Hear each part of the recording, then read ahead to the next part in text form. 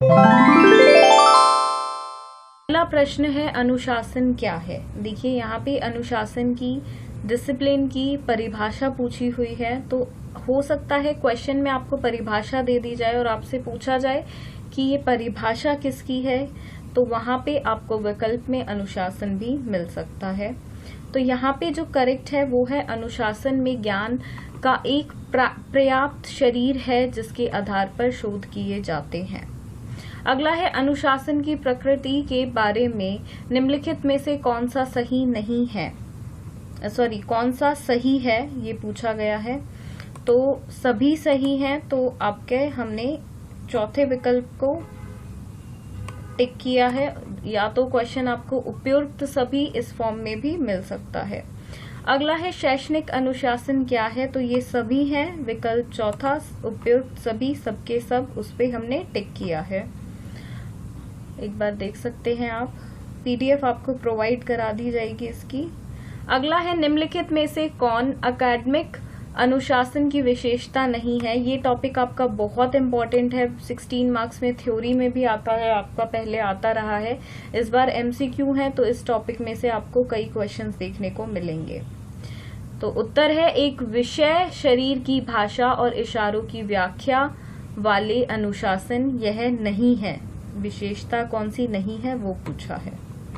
अगला है गलत कथन को पहचानना है, तो विकल्प 2 आपका गलत है। एक अनुशासन के अनुसंधान की वस्तु को अन्य विषयों के साथ साझा नहीं किया जा सकता है।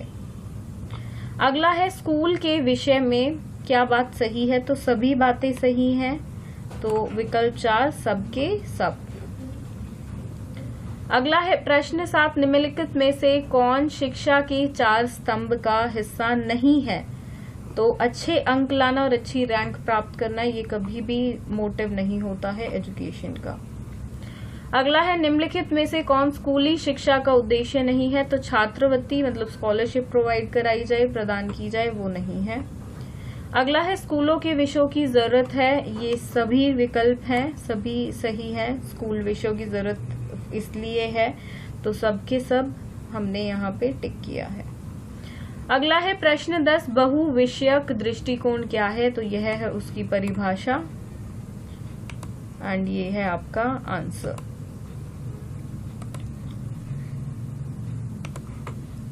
अगला है प्रश्न 11 ट्रांसडिसिप्लिनरी अप्रोच क्या है, तो ये है ट्रांसडिसिप्लिनरी अप्रोच की डेफिनेशन। देन अंत विषय अधिगम क्या है, तो एक समस्या का समाधान है। अंत विषय समझ को बढ़ावा देता है, उच्च क्रम सोच कौशल हाई ऑर्डर थिंकिंग स्किल करता है। प्रश्न 14 विभिन्न विषयों के से एकत्रित सामग्री मामला डैश में अपने अलग पहचान बनाए रख सकता है। इंटरडिसिप्लिनरी लर्निंग, शैक्षिक अनुशासन, मल्टी डिसिप्लिनरी लर्निंग, ये आंसर है। अगला है अंत विषय सीखने और बहुविषयक शिक्षा में वृद्धि मूल सोच है। प्रश्न 16 अंत विषय सीखने को बढ़ावा देने के लिए रणनीतियों में से एक है छोटे से शुरू करें, that we should start from small. प्रश्न 17 एक योजना में वे महत्वपूर्ण घटक हैं सामग्री, उद्देश्य, शैक्षणिक रणनीति, मूल्यांकन प्रक्रिया, ये है। अगला है निम्नलिखित में से कौन प्राकृतिक विज्ञान की एक शाखा है, तो सबके सब हैं। अगला है अनुशासनात्मक दृष्टिकोण क्या है, तो परिभाषा है ये डायरेक्ट आप देख सकते हैं यहाँ पे। देखिए ऑलरेडी हमने इन क्वेश्चंस को इंग्लिश मीडियम की वीडियो की थी तब डिस्कस किया हुआ है, तो एक्सप्लेनेशन आप वहां से देख लें। दोबारा एक्सप्लेनेशन करना उन्हीं सेम चीजों की, तो वो कंप्लीटली टाइम वेस्टेज होगी। अगला है उच्चतर माध्यमिक स्तर पर गणित पाठ्यक्रम का उद्देश्य डैश है, तो गणित के आवेदन की व्यापक विविधता प्रदान करने के लिए। अगला है नया अनुभव समायोजित करने के लिए मौजूदा ज्ञान में परिवर्तन करने वाला दृष्टिकोण है कंस्ट्रक्टिविस्ट दृष्टिकोण, जिसको कंस्ट्रक्टिविस्ट अप्रोच आपने बिल्कुल सुना होगा, फर्स्ट ईयर में भी इसका आपका टॉपिक था।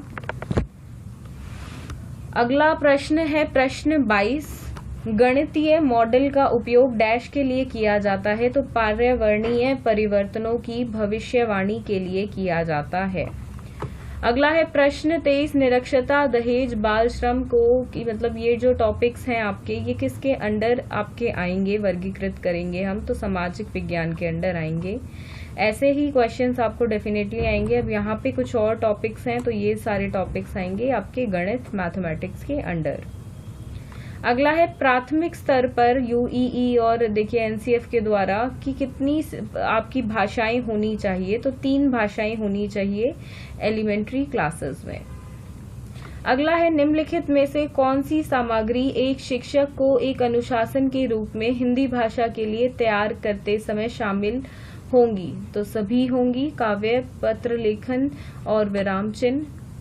प्रश्न 27 है अनुशासन के आधुनिक पहलू की जरूरत क्यों है, तो देखिए सामाजिक विकास के लिए भी है, राजनीतिक विकास के लिए भी है और आर्थिक विकास के लिए भी है। अगला है प्रश्न 28, शिक्षा मनुष्य के पहले से मौजूदा पूर्णता की प्रकटीकरण है, तो यह कहा था स्वामी विवेकानंद जी ने। अगला है निम्नलिखित में से कौन सा क्रम सही है, देखिए यहाँ पे इंग्लिश ट्रांसलेशन मिस्टेक है। सबसे पहले होता है एक स्कूल में प्री प्राइमरी में बच्चा एडमिशन लेता है या प्री प्राइमरी में वहां से सीखना शुरू करता है, फिर जाता है प्राइमरी स्कूल में, प्राइमरी कक्षा जो आपकी 1 से 5वीं तक होती हैं। प्री प्राइमरी में आपका नर्सरी केजीज आ जाती हैं।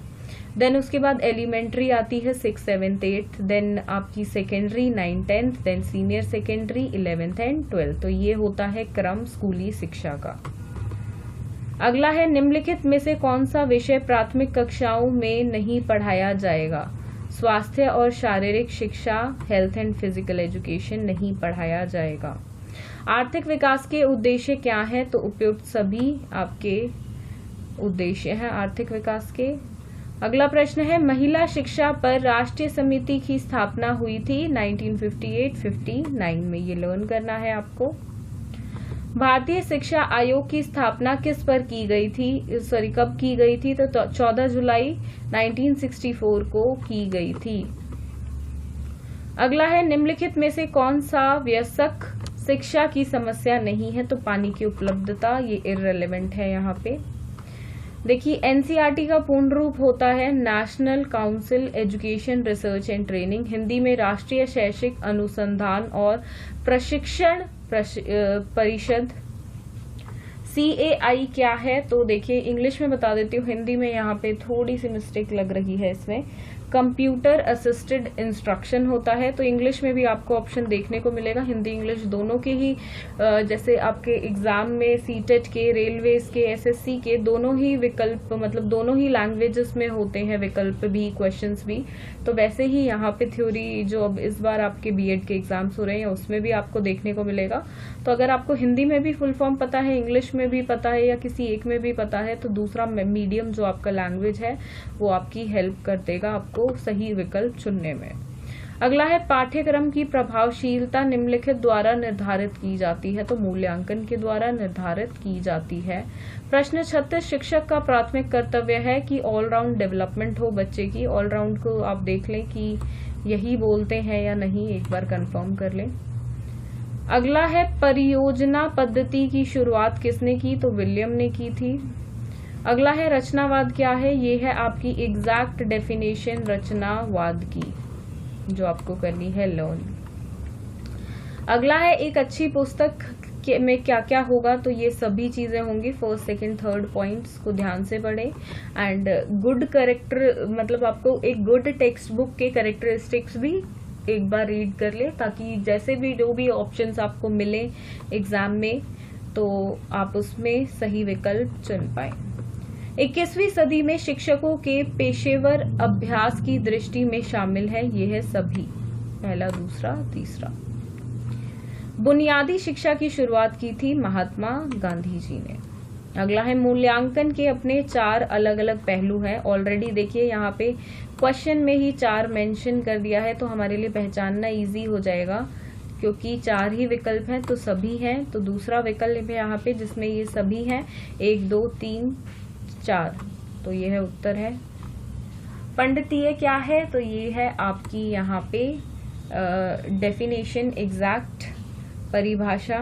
इसको एक बार देख लें आप। हिंदी में जो आपके क्वेश्चंस में आपको डाउट आ रहा है तो इंग्लिश मीडियम की वीडियो पे आप एक बार स्विच कर लें। मे बी कोई एरर हिंदी मीडियम में हो गया हो ट्रांसलेशन में, बिकॉज इतना टाइम नहीं था कि ब्रीफ स्टडी करके मटेरियल प्रोवाइड कराया जाए। तो जितना आपके एग्जाम से पहले जितनी प्रैक्टिस कराई जा सकती है चैनल के माध्यम से बिल्कुल कराई जाएगी।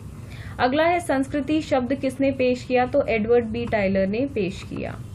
क्रॉस डिसिप्लिनरी दृष्टिकोण क्या है, यह शोध और रचनात्मक प्रथाओं को संदर्भित करता है जो या अधिक अकादमिक विषयों को शामिल करता है। तो इसमें ये है, थोड़ा सा यहाँ पे देखिए क्वेश्चन में मिस्टेक है, आंसर भी उसी में आ गया। तो किस तरीके से क्वेश्चन फ्रेम हो सकता है वो आपको आइडिया लग ही गया होगा। अगला है प्रश्न यहाँ पे, डैश भाषा के स्कूलों के लिए पाठ्यक्रम, पाठ्य पुस्तक और शिक्षण प्रथाओं ये सब कौन मतलब तैयार करता है, दिशा निर्देश के रूप में कौन कार्य करता है, तो एनसीएफ करता है। जो अभी तक का लेटेस्ट है वो 2005 का है, that is national curriculum framework. अगला है प्रश्न 47, निम्नलिखित में से कौन सा आदर्शवादियों के शैक्षिक लक्ष्यों की योजना में फिट नहीं है, तो शरीर की देखभाल, ये इररिलेवेंट है। अगला है धार्मिक शिक्षा की जोरदार वकालत की जाती है, तो आइडियलिज्म है। आप देख लें इसको हिंदी में करेक्ट लिखा है यहाँ पे या नहीं, इंग्लिश में आइडियलिज्म बोलते हैं। अगला लास्ट सेकंड क्वेश्चन, निम्नलिखित में से कौन सा शिक्षा के यथार्थवाद की आलोचना नहीं करता है, तो नागरिकता में व्यवहारिक प्रशिक्षण के लिए अनुकूल तरीके से स्कूलों का आयोजन करना यह नहीं करता है। यह आपका उत्तर हो जाएगा इसलिए। अगला लास्ट प्रश्न, प्रश्न 50, निम्नलिखित में से कौन शिक्षा के बौद्धिक विकास से संबंधित नहीं है, तो आध्यात्मिक विकास संबंधित नहीं है। और ये थे आपके 50 MCQ questions understanding discipline and subjects के। एक आध ऊपर ही हो गया होगा क्योंकि 36 और 37 रिपीट हो गया था बीच में, तो एक आध क्वेश्चन, 2 क्वेश्चन आई थिंक आपके ऊपर ही कर लिए हमने।